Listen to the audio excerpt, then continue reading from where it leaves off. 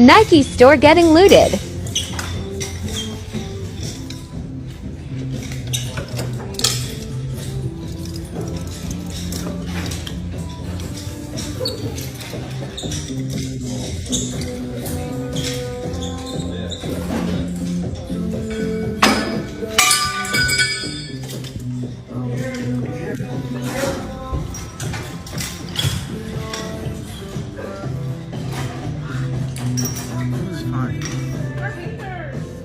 All right, guys, so we got to talk about a trend that I've been seeing across the country as we have a major shoplifting problem in this country. If you guys weren't aware, you're seeing all types of videos of, thugs and criminals and thieves going up into these stores and stealing stuff. It really has become a huge problem that we're going to talk about. But before I get into the details of just how big this problem is, I want to show you guys a video of something that you're starting to see base business owners do in response to this shoplifting problem that we have in this country. They're taking matters into their own hands because law enforcement, their hands are tied by the progressive criminal justice reform system that basically rewards criminals for bad behavior. It's basically catch and release is what's going on here. And that's why you have a lot of these thefts and this shoplifting occurring, because we're not locking these people up. We're just letting them commit crimes. We're letting them steal. We catch them, we release them back in the streets, and they continue to do the same thing over again until at least, one of them decides that, hey, I want to do something even worse than that and kill somebody. But, we really don't do anything about these criminals unless they commit, acts of violence like that, right? And it's really a shame, okay? But what a lot of these business owners are doing is that they're taking matters in their own hands by locking the door on suspected shoplifters before they can actually take the items out of the store, which I did a video about this before in the past. And there's another video that is going viral showing a shop owner in New York City doing this to a woman who also happens to be black, just like the girl that I covered in the past. She was black as well too. She was trying to steal a repaired cell phone. So without further ado, I want to go ahead and roll this clip because it's actually pretty hilarious and also sad at the same time to see that business owners have to now do this to actually make shoplifters pay, right, and to stop crime. Take a look. My son is Go pay, go pay, I will let you go. Go pay. You sure? Go pay, I will let you go. I will pay, mister. Go pay. Please, I will pay. Go. How much is it? Go pay. No, please. Go get those items and go to the register. No, you're gonna lock me up. No, go. You promise? No. Go pay all the items, that's it. Go. You want to be free, go and pay. No, you're not gonna do it. Yeah, okay. You want the cops to take. Okay, so you wasting your time. So can I just pay? Laptop. You wasting your Can I time. just go pay? Yes. Sigue Go robando pay. golpe a todo. Go. Can I pay? Yes. You have to pay, go and you have to come back, that's all I need. You can take a picture now. I'm taking everything when you pay. I will pay now. Okay, go pay, get the items. What are the items? Mira, Girls, the jacket. The white one? No, the blue one. Blue, white, and this, 3. All 5. Just pay. 1, 2, 3, 4, 5. No, I never had Oh, the blue jacket. Blue I never jacket. had the white. Blue jacket. Go pay, give me your picture. Go. Okay. Okay, your headphone, miss.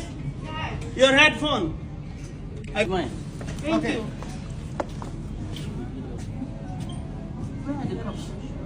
Yeah, so somehow, some way, I got a feeling that some woke revolutionary is going to do some amazing level of mental gymnastics to try to say that that woman was somehow a victim in that situation because she's oppressed, right?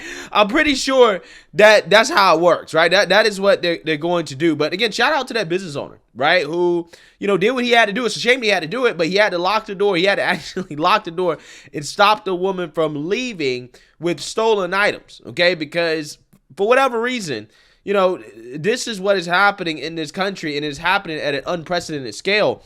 And it's amazing that, these business owners have to now take law enforcement into their own hands. They were a lot nicer about it than I would have been. I would have made her pay and call the police, right? You got to pay, and I'm calling the police, okay? Because you should go to jail. But then again, calling the police, what does that do, right? What does that do in New York City? Nothing. Okay, it really is. It really does nothing. Okay, because they're not gonna lock them up. They're gonna let them back on the street. It doesn't matter, right? It literally does not matter, and that's why you're seeing this stuff. These criminals have become emboldened, and law-abiding citizens are now having to stand up for themselves and do the right thing to avoid their businesses literally being shoplifted out of business, which is kind of what is happening to U.S. retailers across the country, as shoplifting has become a $94.5 billion problem for U.S. retailers. So let's read about this, because this is absolutely crazy to think about. A nationwide shoplifting epidemic is crippling the finances of brick-and-mortar retailers, which warn that they may be forced to raise prices or even shutter stores in order to offset tens of billions of dollars in lost inventory. Yeah, so again, this is a shame, right? We're already suffering from an inflation crisis, and the criminals are making it worse, right? By stealing. And, it's funny because they don't even have to pay for it, right? They don't pay for it because they steal, and law-abiding citizens have to face the consequences. They don't have to face the consequences. They don't get locked up, right? They don't spend any time in jail because they're oppressed, okay? And they've been systemically discriminated against, allegedly, according to the woke revolutionaries. But again, law-abiding citizens, though, you got to pay the price. Literally, you got to pay the price. The National Retail Foundation is estimating that it lost $94.5 billion last year due to shrink, an industry term that means lost inventory, which is being blamed primarily on shoplifting, according to the Wall Street Journal. Shrink measures losses, including theft by employees and product damage, but the greatest portion of shrink, 37%, came from external theft, including products taken during organized shoplifting heights, the trade group said. It also noted retailers on average saw a 26.5% surge in organized theft incidents last year. The $94.5 billion sum represents around 1.4% of retail revenue in 2021, according to NRF, whose data shows significant year-over-year increases in shrink that accelerated during the coronavirus pandemic. Yeah, well, welcome to a country ran by Democrats, right? Where you have the federal government run by Democrats, and you have some of these state legislators and some of these big liberal cities where a lot of stuff is happening, all being run by Democrats. Again, this is what you're signing up for when you allow Democrats to run this country. And what's funny is that, a lot of these retailers that are facing the brunt of this are probably large corporations like Walmart, Target, etc., who are all woke and they support the Democrats, right? Again, think about what happened to Starbucks, okay? Starbucks got so bad in some of these liberal cities that they had to close up shop because there was too much crime, there was too much crazy activity going on around the stores. They had to close them up. But they turn around and they support Democrats. They support these soft on crime policies. Who I really feel bad for are not the big corporations that are losing money off of this stuff. Who I really feel bad for are the mom and pop shops, right? Like that Indian guy or Hispanic guy, I think he actually spoke Spanish. That Latino man, I feel bad for him, right? I feel bad for the small guy. I don't feel bad for the big boys because they sign up for this. They support Democrats. But again, the small business mom and pop shop, yeah, I mean, they don't deserve this, right? They don't deserve this. It already sucks that the system is rigged against small business owners when you're talking about competing against these big corporations in the first place. And now they got to deal with the brunt of this stuff. Again, Walmart can absorb it, but some of these mom and pop shops, not so much. Between 2014 and 2019, shrink rose at a compound annual rate of around 7% year over year, according to the NRF. In 2020, shrink surged of 47%. The next year, it increased another 4%. Retailers told the NRF in surveys that staffing shortages exacerbated by the COVID pandemic have made it difficult to maintain enough personnel in stores to thwart potential shoplifters. Supply chain shortages have also enabled shoplifters to sell stolen goods at a premium on eBay, Amazon, and other secondary market facilitators, the NRF said.